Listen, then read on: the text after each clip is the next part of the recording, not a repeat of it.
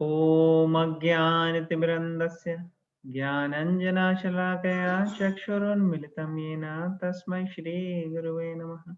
जय श्री कृष्ण चैतन्य प्रभु नित्यानंद श्री अद्वैत गदाधर शिवासादि गौर भक्तवृंद। हरे कृष्णा कृष्ण कृष्ण हरे हरे, हरे राम राम राम हरे हरे। मुकं करोति वाचालं पङ्गुं लङ्घयते गिरिं यत्कृपातमहं वन्दे श्रीगुरुदेवतां परमानन्दमाधवं शिष्यपदेश्वरम्। ओके, तो 4.6 अजोपि सन अव्ययात्मा अजोऽपि सन्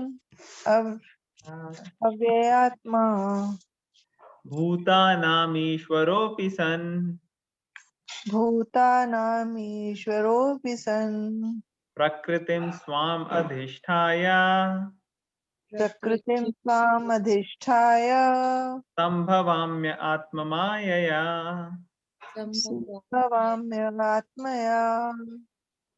ओके, कौन पढ़ेगा ट्रांसलेशन? वॉलंटियर करेगा पढ़ने के लिए ट्रांसलेशन? Can I try? हाँ जी, Neelam aunty please. Although I am unborn and my transcendental body never deteriorates, and although I am the Lord of all living entities, by my internal energy, I still appear in every millennium in my original transcendental form. Hare Krishna. Hare Krishna. Okay, तो ये क्या discussion चल रही है? कौन बोल रहा है ये, और क्या डिस्कशन चल रही थी जो हम डिस्कस कर रहे थे?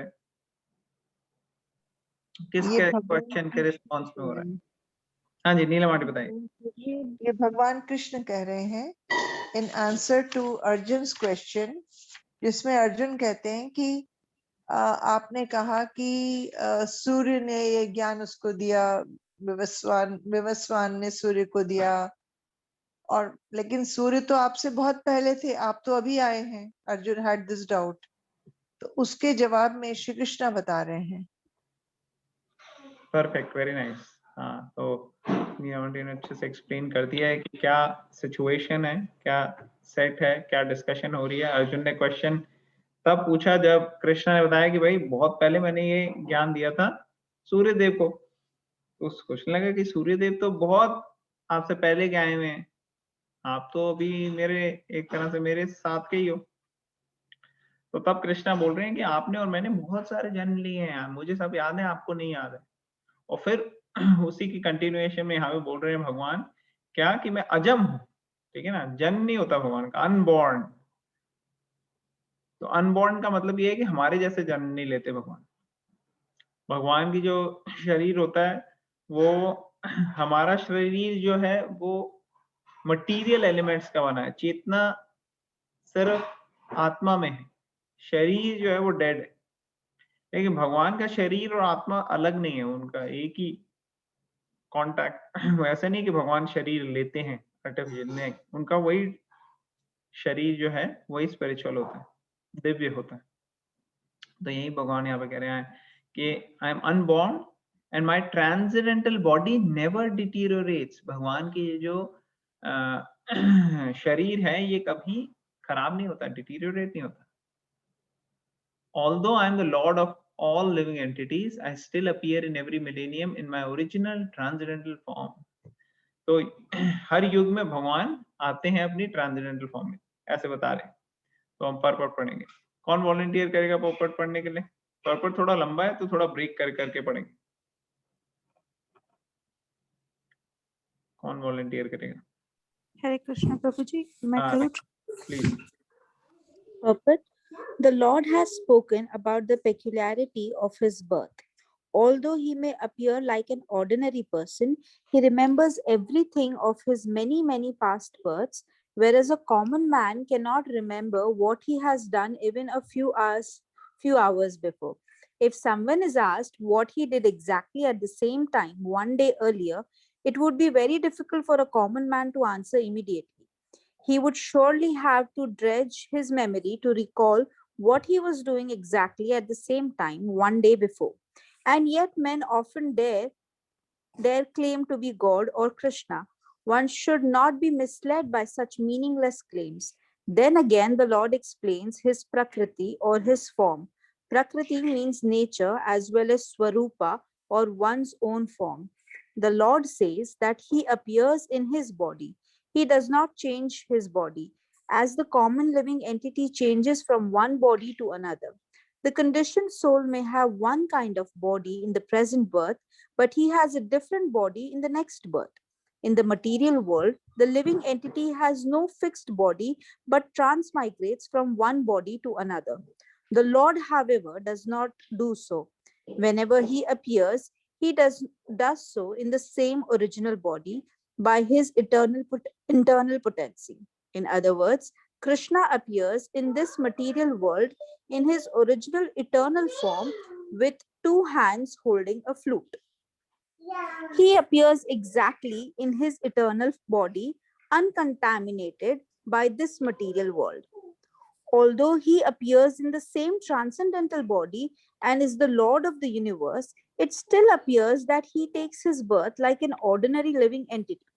And although his body does not deteriorate like a material body, it still appears that that Lord Krishna grows from childhood to boyhood and from boyhood to youth. But astonishingly enough, he never ages beyond youth. At the time of the battle of Kurukshetra, he had many grandchildren at home. Or, in other words, he had sufficiently aged by material calculations. Still, he looked just like a young man, 20 or 25 years old. We never see a picture of Krishna in old age because he never grows old like us. Although he is the oldest person in the whole creation, past, present, and future. Neither his body nor his intelligence ever deteriorates or changes. Therefore, it is clear that in spite of his being in material world, he is the same unborn, eternal form of bliss and knowledge, changeless in his transcendental body and intelligence. Factually, his appearance and disappearance are like the sun's rising, moving before us, and then disappearing from our eyesight. When the sun is in our माता जी यहाँ पे stop करते हैं, यहाँ पे stop करते हैं। Thank you, no problem. तो यहाँ पे हमने काफी रीड किया, अब इसको थोड़ा डिस्कस कर लेते हैं, थोड़ा सा ये और बचा है। तो सबसे पहले शुरू कैसे किया है, यहाँ पे प्रभुपाद ने एक्सप्लेन करा कि देखो हमारी जो याददाश्त है वो इतनी अच्छी नहीं होती। कल इस वक्त क्या किया है हमने, हमें सोचना पड़ता है, अरे क्या कर रहा था कल मैं 11:15 क्या कर रहा था, कॉन्फ्रेंस कॉल तो कर ही नहीं थी हमने, अच्छा हाँ मेरी मीटिंग। तो हमें ऐसे सोचना दिमाग में लगाना पड़ता है। तो ये क्या है, हमारी लिमिटेशंस है, भगवान की ऐसी कोई लिमिटेशंस नहीं, ठीक है। तो ऑर्डिनरी पर्सन के जैसे लग सकते हैं भगवान, लेकिन एक्चुअली ऑर्डिनरी होते नहीं। और जो प्रकृति यहाँ पे वर्ड यूज किया हुआ है, तो प्रकृति को बता रहे हैं, प्रकृति means nature as well as स्वरूप, ठीक है। और स्वरूप means his own form, own body. और भगवान की जो बॉडी है वो स्पिरिचुअल है, वो मटीरियल नहीं है। फिर यहाँ पे ये भी बताया गया कैसे महाभारत का जब युद्ध हो रहा था तो कई जनरेशन्स आगे तक उनका परिवार जा चुका था, ग्रैंडफादर, ग्रेट ग्रैंडफादर का हो गए थे वो। लेकिन आप देखोगे नहीं कभी कि कृष्णा बूढ़े लग रहे हैं, ऐसा नहीं लगेगा कि अरे ये तो बाल देखो सफेद हो गए, इनके झुर्रियां पड़ी हुई हैं, चलने के लिए आर्थराइटिस हो गया, डंडी लेके चलना पड़ रहा है, ऐसा कभी देखोगे नहीं आप कृष्णा को, क्योंकि वो होते ही नहीं है, ओल्ड होते ही नहीं, उनकी बॉडी स्पिरिचुअल है। और उसके लिए ये भी कहा गया है कि जब ब्रह्म संहिता कहते हैं गोविंदम आदि पुरुषम तम अहम भजामि, कि गोविंद जो आदि पुरुष है उनको पूजा करता हूँ। लेकिन वो आदि पुरुष है, ओल्डेस्ट है, मगर नव यौवनम च, नव यौवन बिल्कुल एकदम फ्रेश यूथ, यंग बॉय के जैसे लगते हैं। भगवान, तो इतने हैंडसम और ब्यूटीफुल है। तो यहाँ पे इस चीज को स्पेसिफिकली पॉइंट आउट किया गया है कि भगवान जो है वो अजम है, मतलब उनको ऐसे फोर्सफुली जन्म नहीं लेना पड़ता, वो अपीयर होते हैं। जैसे सूर्य है, वो ऐसा नहीं है कि जैसे सन दिन के टाइम में तो आता है, रात के टाइम में वो डूब जाता है या कहीं चला जाता है। सन होता तो हर वक्त है, बट वही है कि हमारी नजर में वो कभी आते हैं कभी नहीं आते सूरज। उसी तरह से भगवान भी जो है वो प्रकट होते हैं कभी और कभी अप्रकट हो जाते हैं, लेकिन उनकी लीलाएं हमेशा चलती रहती हैं।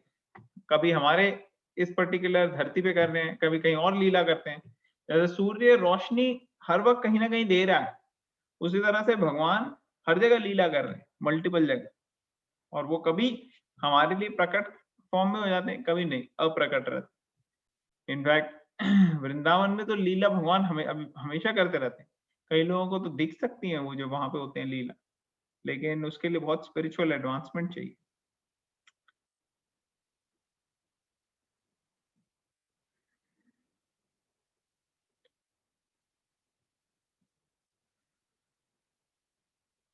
तो यहाँ से फिर से पढ़ सकते हैं हम।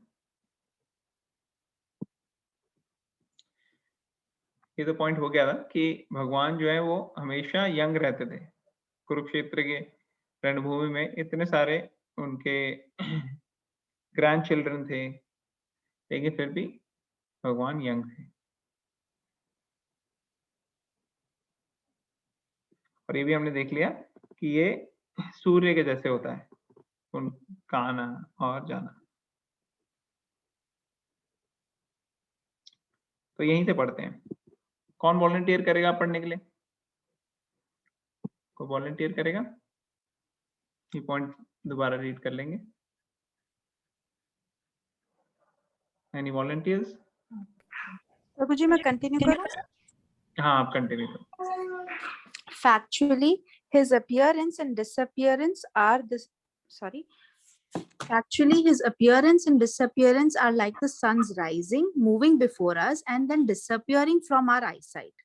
When the sun is out of sight, we think that the sun has set, and when the sun is before our eyes, we think that the sun is on the horizon. Actually, the sun is always in the fixed position, but owing to our defective, insufficient senses, we calculate the appearance and disappearance of sun in the sky. And because Lord Krishna's appearance and disappearance are completely different from that of an ordinary common living entity, it is evident that he is eternal, blissful knowledge by his internal potency, and he is never contaminated by material nature.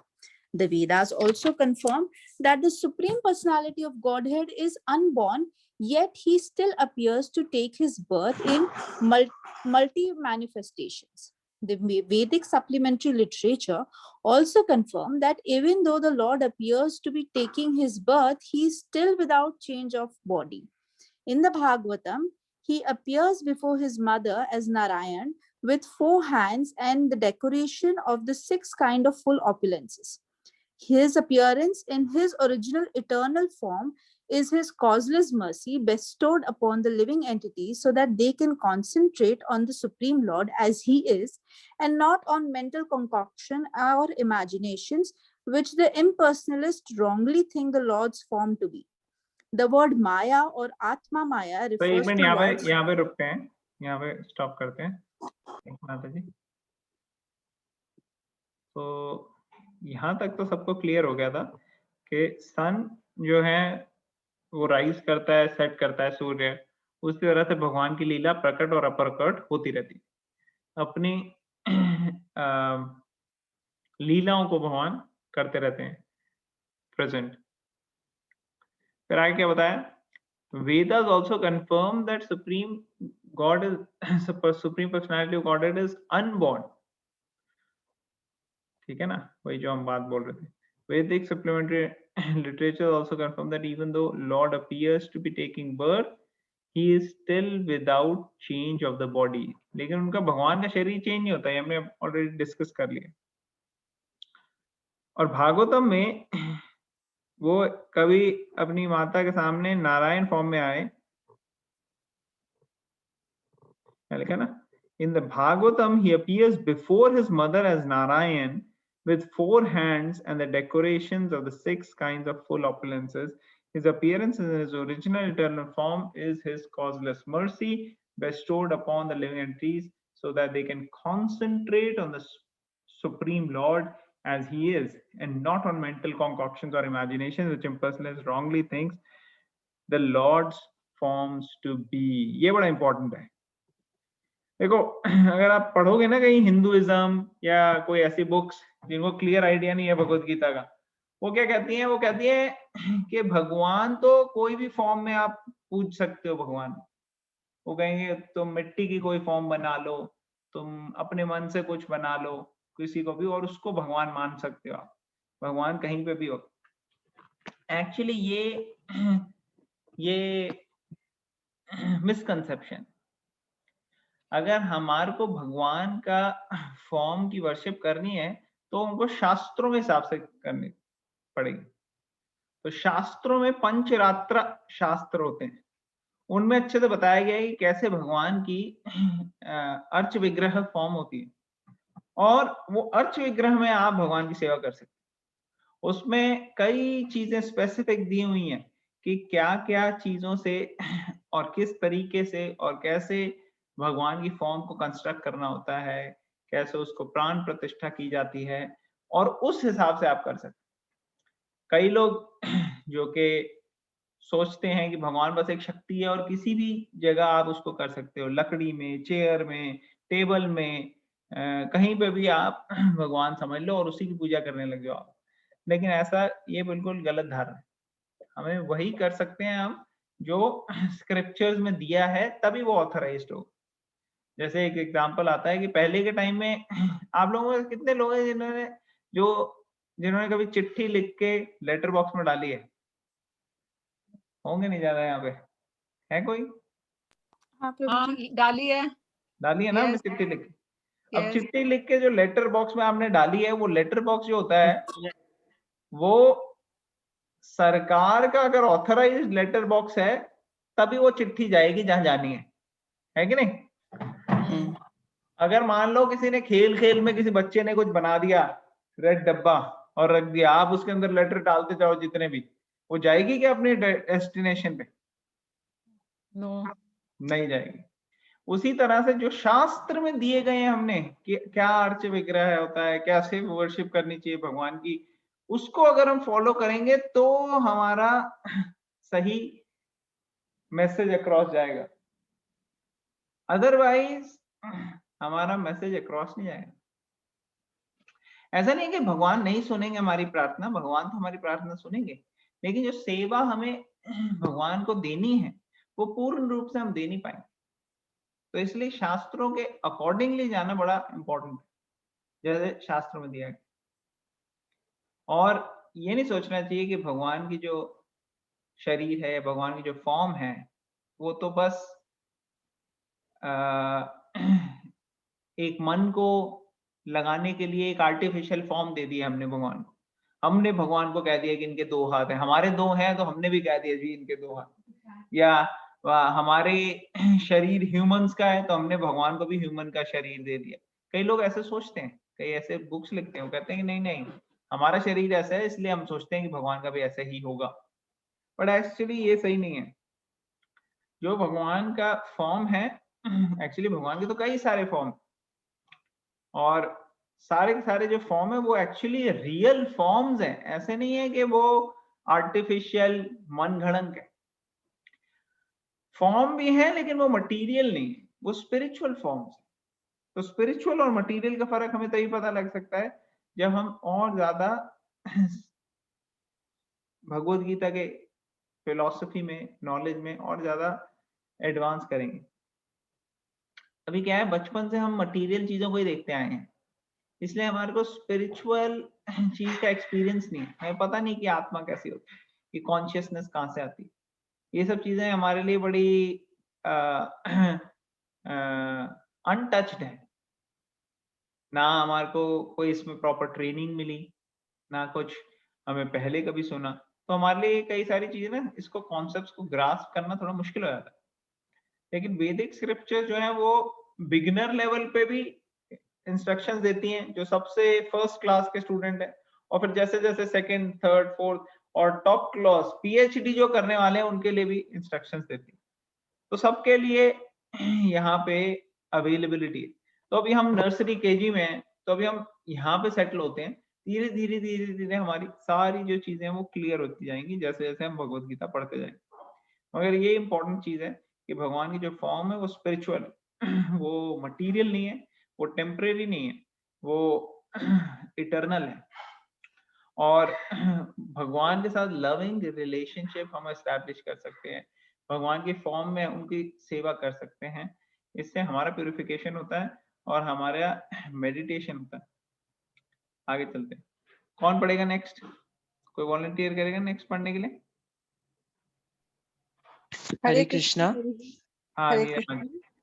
I have a question here. हाँ जी बताइए। It may be very foolish, but I want to ask this. That here he says that भगवान जब अपनी mother के सामने प्रकट हुए before at the time of his birth in his four-handed form and in all his opulences, तो हम तो श्री कृष्ण की पूजा करते हैं, वो तो उनके two-handed forms नॉर्मल जो उनका विग्रह है उसमें करते हैं। फोर-हैंडेड फॉर्म तो विष्णु जी का है, isn't it? हाँ, तो एक मिनट मैं क्लैरिफाई कर देता हूँ एक चीज यहाँ पे। तो जब हम कहते हैं कि नारायण, विष्णु, कृष्णा, तो ये सब तो सेम ही पर्सन है, ठीक है ना। ये अलग अलग फॉर्म, भगवान के तो अनलिमिटेड फॉर्म्स हैं, तो ये सारे सेम पर्सन हैं मगर अलग अलग फॉर्म्स उन्होंने लिए हुए हैं अपनी मदर के सामने, जैसे नारायण के फॉर्म में आए हो। लेकिन ये ओरिजिनल फॉर्म भगवान की वैकुंठ लोकों में है। ऐसा नहीं है कि ये सिर्फ टेम्परेरीली कभी भगवान ने ड्रेस चेंज कर लिया कुछ। भगवान अपने भक्तों को उस तरीके से प्रेम का आदान प्रदान करते हैं जिस तरीके से भक्त भगवान के प्रेम की मई सेवा करना चाहता है। जैसे ही सेवा हम देना चाहते हैं भगवान को, भगवान उसी तरीके से आते हैं। और भगवान जब हम भगवान की सेवा करने के लिए जाते हैं तो भगवान एक्चुअली अपने भक्तों की सेवा करने के लिए आते हैं। ऐसे रिलेशनशिप होता है भगवान। तो यहाँ पे जो नारायण की फॉर्म है, four handed form, actually four handed form उन्होंने देवकी को दिखाई, लेकिन अगर आप देखोगे उन्होंने यशोदा माई को नहीं दिखाई, है कि नहीं। उनको 400 ऐसे फॉर्म नहीं दिखाई। एक बार उन्होंने अपना मुंह खोल के जब दिखाया था तो उसी में वो इतने बेहोश हो गए थे तो उनको एकदम हटा लिया। लेकिन जब देवकी जी और वसुदेव को उन्होंने अपनी फॉर्म दिखाई तो उन्होंने प्रेयर्स की, उन्होंने बात की, कई सारी एक्सचेंजेस हुए थे। एक्चुअली रीजन क्या है, भगवान एक तो उनको तसल्ली देना चाहते हैं कि भाई मैं आ गया हूँ, कोई चिंता की बात नहीं। दूसरा, भगवान जो है उनके साथ फिर भी थोड़ा सा रिलेशनशिप ऑ और रेवरेंस का था, मतलब रिस्पेक्ट का था। यशोदा माई के साथ तो बिल्कुल भी रिस्पेक्ट का रिलेशनशिप नहीं था। यशोदा माई के साथ भगवान वैसे प्यार करना चाहते थे कि उनको पता ही ना लगे कि मैं भगवान। और नारायण की जब फॉर्म में वो आए तो उन्होंने उनको याद दिलाना चाहा था कि देखो मैं अपना वादा पूरा करने के लिए आया हूँ। आपने दोनों ने पहले बड़ी तपस्या की थी और तपस्या में आपने मांगा था मुझसे कि मैं आपका उसके पीछे लगा के रख देंगे।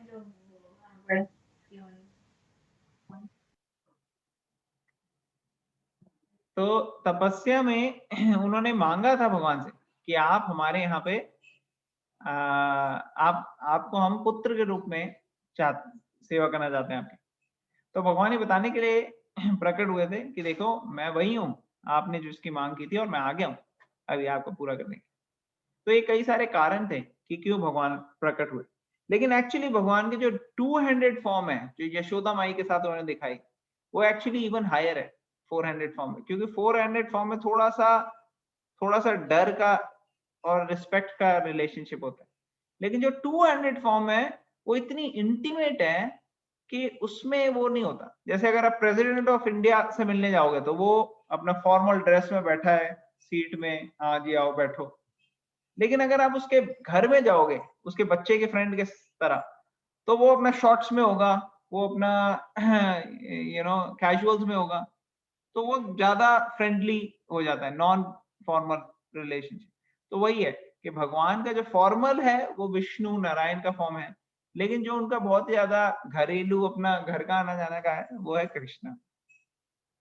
So I don't know if I answered your question or not. I was just giving a little idea. जी, थैंक यू। तो डज इट मतलब आपका जो डाउट था या क्वेश्चन था वो सॉल्व हुआ या कुछ उसमें और बचा है? हुआ। क्वेश्चन क्या था आपका, पॉइंट क्या था? मैंने I just wanted to elaborate the setting actually कि ये क्या बता रहे। प्राइमेवल जो सबसे पहले जो भगवान थे वो नारायण थे और उन्हीं के अवतार हुए ना, जो 200 फॉर्म में श्री कृष्ण हुए, हाँ वो नारायण के ही अवतार हुए ना, कि नहीं? नहीं, ऐसा नहीं है, क्योंकि जो टाइम पीरियड है उसके इन्फ्लुएंस में जो चीजें होती हैं उसमें हम कह सकते हैं कि पहले हुआ था या ये बाद में हुआ था। वो टाइम के स्फीयर में, जिसको टाइम कंट्रोल करता है उसके स्फीयर में ये सब चीजें होती हैं। भगवान के एक्चुअल फॉर्म्स ये सारे ऑलरेडी एग्जिस्ट करते हैं वैकुंठा प्लैनेट्स में। ऐसा नहीं है कि पहले ये वाला फॉर्म था या नहीं था। एक्सपेंशंस की बात हम जरूर कहते हैं कि एक सोर्स है, और सोर्स से जैसे होता है ना, एक जड़ है, जड़ में से मेन तना होता है और फिर तने में से दूसरे स्टेम्स होते हैं। तो उस तरीके से हम हालांकि समझाने के लिए ऐसे कहते हैं कि कृष्णा इज द ओरिजिनल, जिसमें से सारे निकल रहे हैं, मगर ऐसा कोई कभी टाइम नहीं था जब नारायण नहीं थे या विष्णु नहीं थे या फिर कृष्णा नहीं थे या राम नहीं थे। वो तो हमेशा से थे। जैसे आप देखोगे सतयुग में भी हरे कृष्ण महामंत्र चलता था, ओम नमो भगवते वासुदेवाय चलता था, है कि नहीं? तो ये जो टाइम पीरियड है वैदिक कल्चर में वो साइक्लिकल होता है, और भगवान जो है वो टाइम के कंट्रोल में नहीं होते, वो टाइम से बाहर होते हैं। जी, thank you so much. Okay, thank you. प्रभु जी मैं कुछ बोलूं? ये हाँ प्लीज एकदम ही आप शेयर कीजिए ये please। ध्यान आ गया जो रामायण में जो जब श्री राम का जो जन्म हुआ था, मतलब जन्म नहीं, जब वो प्रकट हुए थे, भय प्रकट कृपाला, जो तुलसीदास की पंक्तियां हैं, उसमें भी ये आता है कि वो लोचन अभिरामा तन घन श्यामा निज आयुध भुजचारी, मतलब उन्होंने भी 4 भुजाओं के साथ जन्म लिया था। फिर कौशल्या माई के कहने पे वो उन्होंने स्तुति की थी, तो उन्होंने फिर वो 2 भुजाओं में वो हुए थे, वापस चेंज हुए थे। उनका जन्म भी 4 भुजाओं में हुआ था, भगवान राम का। हरे कृष्ण। थैंक यू माता जी, thank you for adding that. Hare Krishna. Hare okay, और किसी का कोई क्वेश्चन कमेंट कोई पॉइंट है? नहीं तो हम ये लास्ट का कर। अच्छा, यहाँ पे लिखा हुआ है Narayan with 4 hands and decorations of the 6 kinds of opulences. तो भगवान का मतलब है जो फुल ऑफ ऑल ऑपुलेंसेस हो, मतलब के हो गया 6 तरीके के चीजें पूर्ण रूप में भगवान में मिलती हैं आपको, और इसीलिए भगवान सबको आकर्षित करते हैं। कृष्णा मीन्स जो सबको आकर्षित करे। तो जो 6 ऑपुलेंसेस हैं वो क्या है?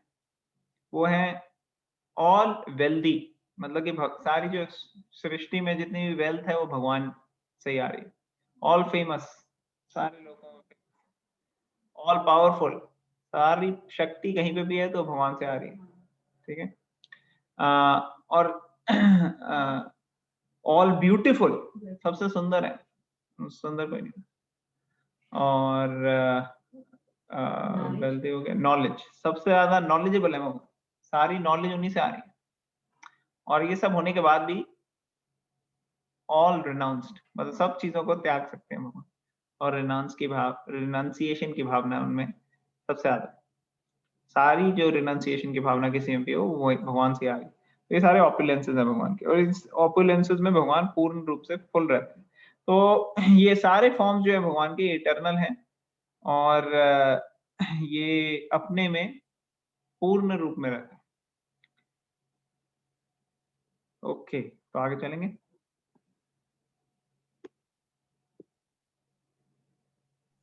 हरे कृष्णा। हाँ, हरे Krishna. Actually, I want to ask 2 questions. हाँ, बताइए। मैं थोड़ा कंफ्यूज हो गया था। मेरे को ये पूछना है, जैसे हमने अभी पढ़ा भगवान शरीर नहीं बदलते, तो पहले like we studied that he is a super soul, but we have seen कि वो शरीर तो एक्चुअली बदलते ही है ना, डिफरेंट अवतार्स में तो वो आई है।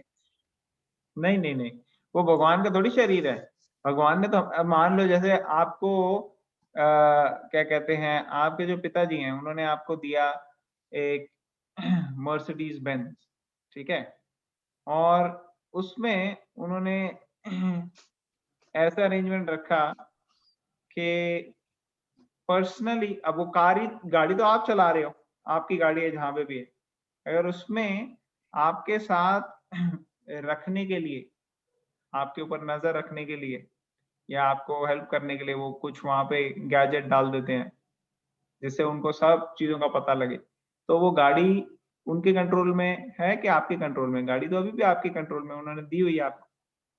तो उसी तरह से भगवान क्या करते हैं, अब आपके फादर के पास ऐसी कैपेबिलिटी नहीं है कि वो अपने आप को एक्सपैंड करें, राइट, क्योंकि हम ह्यूमंस हैं, लेकिन भगवान में ऐसी है कि भगवान सबके अंदर एक्सपैंड करते हैं परमात्मा के रूप में, और परमात्मा के रूप में गाइड करते हैं, हेल्प करते हैं।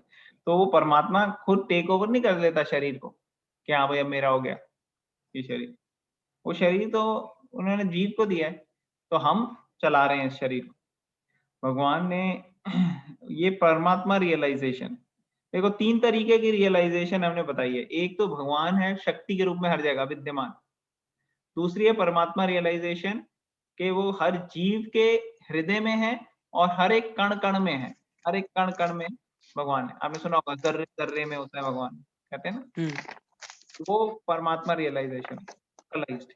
और तीसरी होती है भगवान रियलाइजेशन, और ये भगवान रियलाइजेशन जो है वो परमात्मा रियलाइजेशन जो है उसमें वो मानते हैं कि हाँ भाई शक्ति है, और साथ में तो परमात्मा रियलाइजेशन में मानते हैं भगवान एक शक्ति है, ब्रह्मन, जो हर जगह है, कंट्रोल है, और परमात्मा भी है साथ में, ठीक है, लोकलाइज्ड एस्पेक्ट भी है उसका। और भगवान में वो मानते हैं कि हाँ शक्ति भी है, लोकलाइज्ड भी है, लेकिन साथ साथ उनका पर्सनल फॉर्म भी है एक, और वो पर्सनल फॉर्म में स्पिरिचुअल वर्ल्ड में रहते हैं और मटेरियल वर्ल्ड में आते हैं। वो पर्सनल फॉर्म, उस पर्सनल फॉर्म को भगवान विग्रह के अंदर भी जो प्रेम का आदान प्रदान करने के लिए भक्तों के साथ, वो अपनी पर्सनल फॉर्म में विग्रह में भी जाते हैं। ये सारी तरीके से भगवान विद्यमान है हर जगह, एक तो शक्ति कंट्रोलर, एक लोकलाइज्ड जर्रे जर्रे में और परमात्मा हृदय में, और तीसरे पर्सनल भगवान। अब यहाँ पे जो हम बॉडी चेंज करने की बात कर रहे हैं वो पर्सनल भगवान के फॉर्म में जब भगवान आते हैं तो वो वाली फॉर्म जो होती है भगवान की वो मटेरियल नहीं होती, ये बोलने का मतलब कि ऐसा नहीं कि भगवान कृष्ण आए तो उनका शरीर भी हमारे शरीर की तरह है जो कि बूढ़ा हो गया और गया, ऐसा नहीं होता। जैसे हमने आई थिंक 3rd चैप्टर में भी किया था ना, आपने ट्रेन वाला एक एग्जांपल दिया था, लाइट ट्रेन देखते वाला कुछ लोग बॉक्सेस। करेक्ट। यस, तो वो तो 3 एक्चुअली रियलाइजेशन हो गई। अब उसमें जो भगवान रियलाइजेशन है उसका मतलब पर्सनली जब भगवान आ रहे हैं, और पर्सनली जब भगवान रियलाइजेशन में आ रहे हैं तो वो जो शरीर होता है भगवान का वो ट्रांसेंडेंटल होता है, वो मटेरियल नहीं होता, ठीक है ना। जो आत्मा के साथ परमात्मा है वो तो आत्मा को जिस कंपनी दे रहे हैं ना, वो शरीर को टेक ओवर थोड़ी करते हैं। समझ में आ रहा है? यस, तो ये फर्क है दोनों। okay, so part of my second question is already solved, but still I'd like to ask कि लाइक जो लोग कहते हैं कि हम सब में भगवान होते हैं, हमारे दिल में बसते हैं, अभी आपने भी बोला कण कण में होते हैं, तो इसका क्या स्टैंड होता है? इसका परमात्मा रियलाइजेशन, परमात्मा रियलाइजेशन यही तो है। जब जो कण कण में बसते हैं वो भगवान किस रूप में बसते हैं? क्षीरोदक्षाई विष्णु के रूप में। उनका स्पेसिफिक वो है, फॉर्म है क्षीरोदक्षाई विष्णु, जिसमें वो परमात्मा और जिसमें कण कण में विद्यमान है। तभी आप देखते हो एटम के अंदर भी जो है वो चल रहे होता है, इलेक्ट्रॉन घूम रहा है न्यूट्रॉन प्रोटॉन के आगे, चार्जेस हैं, न्यूक्लियर एनर्जीज हैं, ये सब क्या है? तो ये भगवान विद्यमान है हर जगह, जिससे एनर्जी आ रही है। कैसे चल रहा है अदरवाइज? ठीक है ना। कई चीजों का तो हमें साइंस से पता नहीं लगता, जैसे ग्रेविटी कहाँ से आई, क्या ओरिजिन है ग्रेविटी? तो दिस इज कृष्णा क्रिएशन। कैसे ग्रेविटी हो रही है, कैसे न्यूक्लियर फोर्सेस होती है अंदर न्यूक्लियस के अंदर, जो कि प्रोटॉन प्रोटॉन को एक साथ रख रही हैं। कैसे रख रही हैं? प्रोटॉन तो पॉजिटिवली चार्ज्ड है, उनको तो दूर दूर भागना चाहिए, राइट राइट, है कि नहीं? यस तो ये सब उसमें न्यूक्लियर एनर्जी होती है, वो कहाँ से आती है? तो वो सब क्षीरोदक्षाई विष्णु। समझ में आ रहा है? यस, ओके, या now I understood, thank you, Hare Krishna. Hare Krishna. Okay, और किसी का कोई क्वेश्चन, कमेंट, कोई पॉइंट?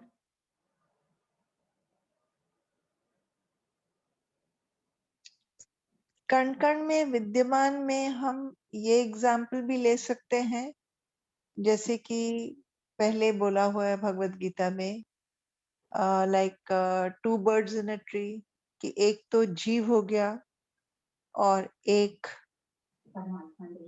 परमात्मा का अंश हो गया।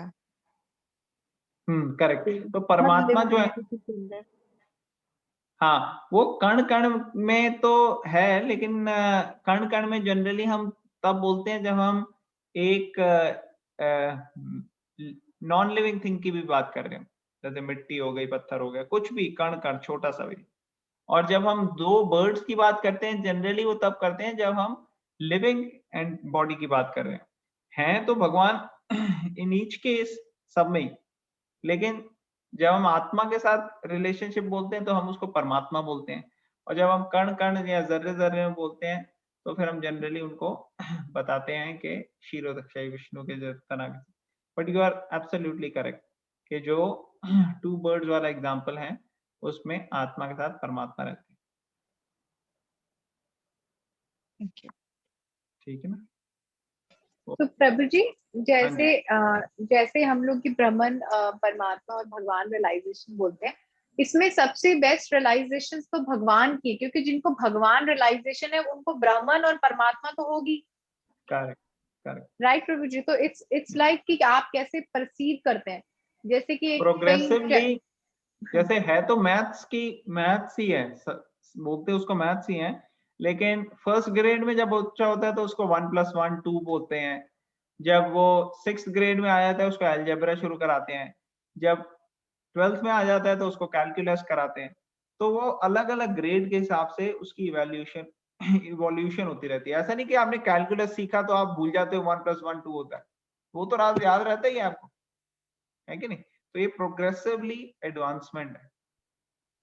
और ये नहीं है कि भगवान जो अपने में रियलाइजेशन है, अपने में ब्रह्मन छोटा हो गया, ब्रह्मन छोटा नहीं होता, वो तो भगवान ही है, या परमात्मा छोटा नहीं होता, वो तो सारे भगवान के ही फॉर्म्स है ना। तो भगवान तो अपने में कंप्लीट होते हैं। हमारी नॉलेज, हमारी रियलाइजेशन जो है वो लेयर्स में चलती है।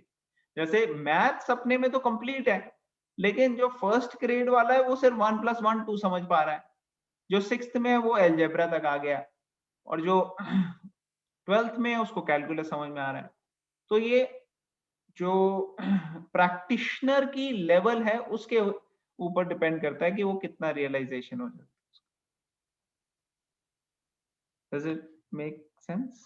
प्रभु जी, क्या हम इसको इस एग्जाम्पल से समझ सकते हैं कि जैसे तीनों को, ये मेरा अपना ही एग्जाम्पल है तो प्लीज करेक्ट कर देना प्रभु जी, कि जैसे मान लीजिए अगर हम किसी जॉब के लिए अप्लाई करते हैं और वो minimum eligibility criteria let's say 10+2 या ग्रेजुएशन कहते हैं, लेकिन जब आप इंटरव्यू के लिए जाते हो कंसीडर तो वो 10+2 वाले को भी कर लेते हैं और उसको भी, लेकिन अगर उनको कोई मास्टर्स वाला या स्पेशलिस्ट स्किल से मिलता है तो वो उसको जॉब पे रखते हैं, पर वो दोनों को मना नहीं करते। तो ऐसे ही है कि जो ब्राह्मण रियलाइज कर रहा है वो भी एलिजिबल है, वो भी, पर वो, लेकिन कंसीडरेशन हमेशा उसको ज्यादा मिलती है जो भगवान रियलाइजेशन वाला होता है। ऐसे आई डोंट नो, आपको नहीं, समझ आया तो प्रभु जी? कंसिडरेशन किस चीज की कंसिडरेशन? यहाँ पे जैसे तो प्रभु जी, एलिजिबिलिटी, यहाँ पे तो एलिजिबिलिटी ये थोड़ी है कि ब्राह्मण रियलाइजेशन होनी चाहिए। जो ब्राह्मण नहीं प्रभु, रियलाइजेशन हैं उनको, उनका ये है कि उनके फर्स्ट पास हो गया। अब जो परमात्मा रियलाइजेशन है उनका 6th हो गया, और जो सुप्रीम पर्सनालिटी जो भगवान को एक पर्सनल फॉर्म में रिलेट करते हैं उनको तीनों रियलाइजेशन। तो जैसे प्रभु, जॉब की एलिजिबिलिटी में तो ये हो गया ना कि एक पर्टिकुलर आपने स्लैब दिया, उससे ऊपर जो जो है उसको आप सिलेक्ट करते हो। तो आप क्या कहना चाह रहे हो कि जो स्पिरिचुअल लाइफ में है वो इन तीनों कैटेगरीज में है, ये कहना चाह रहे हो आप क्या? प्रभु जी एक चैप्टर में ना मैंने 6th में पढ़ा, 5th में जिसमें योगा वाला है, 6th चैप्टर, उसमें पढ़ा था कि जैसे वो जब योगा के बारे में बता रहे हैं उसमें तो वो एक्सप्लेन कर रहे हैं कि जो लोग योगा करते हैं और जो अपनी सेंसेस को कंट्रोल कर पाते हैं, दे आर फार बेटर उनसे जो कि बिल्कुल नहीं करते। पर ये जो योगा करके अपनी सेंसेस को कंट्रोल करके अपने माइंड को कंट्रोल कर पाते हैं बट उनके पास पर्पस नहीं होता उसको लगाने का, तो वो एक स्टेप नीचे ही होते हैं भक्ति योगा से। अगर वो ये सब कर सकते हैं और वो भक्ति योगा कर ले तो वो परफेक्ट, मतलब डिवोटी बन जाते हैं, उनको कुछ और करने की जरूरत नहीं होती। तो ऐसे ही मैं ये समझ रही थी, ऐसे मुझे ऐसे जी कि ब्राह्मण जो रियलाइज करते हैं, आप ये नहीं कह सकते कि वो कह रहे कि देखिए भगवान एक ब्रह्मन ज्योति, हाँ गलत नहीं है, भगवान है ब्रह्मन ज्योति। फिर कोई कहता है भगवान परमात्मा में नर सेवा नारायण सेवा, लेकिन हम भगवान को नहीं मानते, हम तो नर नारायण को मानते हैं। वो भी गलत नहीं है, क्योंकि भगवान मतलब इंसान की सेवा करना भी भगवान, क्योंकि परमात्मा तो वैसे करते हो। लेकिन जो ये कहता है कि मैं भगवान को रियलाइज करता हूँ, तो वो तीनों चीजें तो करेगा ही ना, क्योंकि जब वो डिवोटी होगा तो उसके अंदर ये वाली फीलिंग भी होगी, कंपैशन भी होगा कि मुझे औरों का अच्छा करना है। तो जब वो ये करेगा तो परमात्मा वाली फीलिंग को भी फुलफिल कर देगा। और भगवान एक ज्योति है और वो पूरे हैं, ये भी वो खुद मानेगा कि हाँ मुझे तो भगवान मतलब में ही लीन होना है और मुझे भगवान का भक्त बनना है। तो ये इसको ऐसे हम समझ सकते हैं, मतलब ऐसे जो आपने पहले आप फ्रेम ना, वाला, आप हाँ, 2nd और 3rd चैप्टर पढ़ो फर्स्ट कैंटो के, आपका डाउट क्लियर होगा। 2nd और 3rd chapter first canto Shrimad Bhagavatam के, क्योंकि उसमें आपको ज्यादा क्लियर कॉन्सेप्ट पता लगेगा क्योंकि तीनों का है क्या। क्योंकि अभी भी जो क्रिएशन आप वाला। बोल रहे हो ना वो एक्चुअली तीनों कैटेगरीज में फिट नहीं हो रहा। ओके ओके प्रभु जी, ठीक है, okay. Okay, thank you, very nice questions and discussion. और किसी का कोई क्वेश्चन, कोई पॉइंट? ओके, तो अब आगे। I think Aditi Didi has raised her hand. I think वो maybe Mahira was raising. Aditi, you want to read? Okay, Bhavya, you want to read the last section? Yeah, yes, I will read. हाँ, please. मैंने shade कर दिया. Huh. His appearance in his original eternal form is his causeless mercy bestowed upon the living entities so that they can concentrate on the Supreme Lord as he is and not on mental concoctions or imaginations which the impersonalist wrongly thinks the Lord's forms to be. The word Maya or Atma Maya refers to the Lord's causeless mercy. According to the Vishwakosha dictionary, the Lord is conscious of all of his previous appearances and disappearances, but a common living entity forgets everything about his past body as soon as he gets another body. He is a lot of all living entities because he performs wonderful and superhuman activities while he is on earth. Therefore, the Lord is always the same, absolute truth, and is without differentiation between his form and self, or between his quality and body. A question may now be raised as to why the Lord appears and disappears in the world. This is explained in the next verse. Hare Krishna.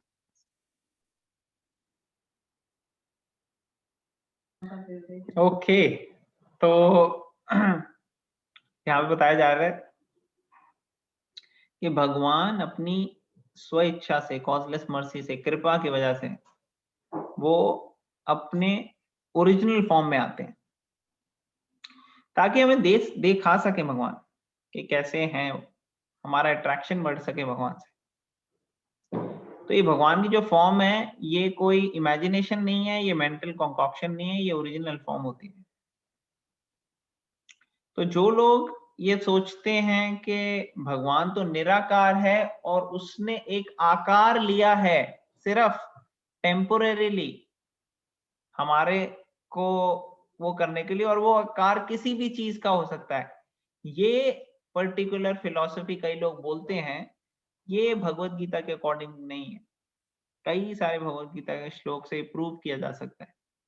तो हमें ये समझिए कि भगवान की जो स्वरूप है वो अपने में शुद्ध है, दिव्य है और इटर्नल है, सच्चिदानंद फॉर्म है भगवान की विग्रह।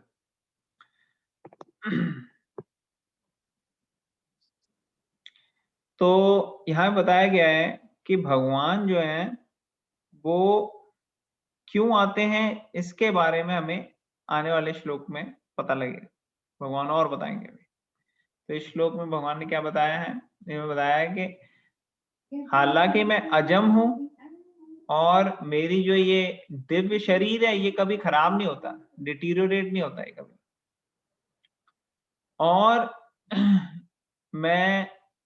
मेरे को आने की जरूरत नहीं है क्योंकि मैं तो भगवान हूं। फिर भी मैं हर युग में आता हूं अपनी ओरिजिनल ट्रांसेंडेंटल फॉर्म में। तो ऐसे भगवान बोल रहे हैं यहाँ पे।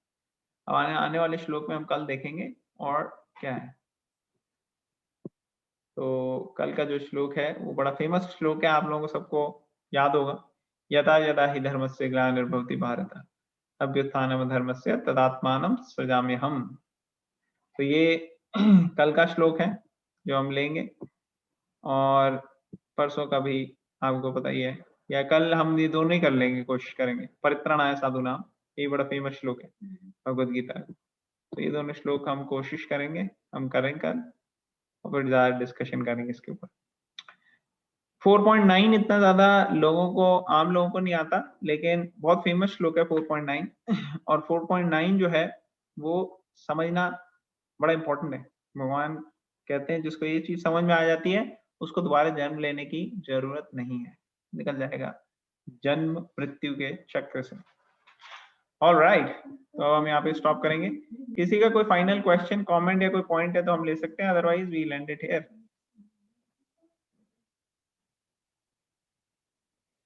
Okay, thank you everyone for joining and participating.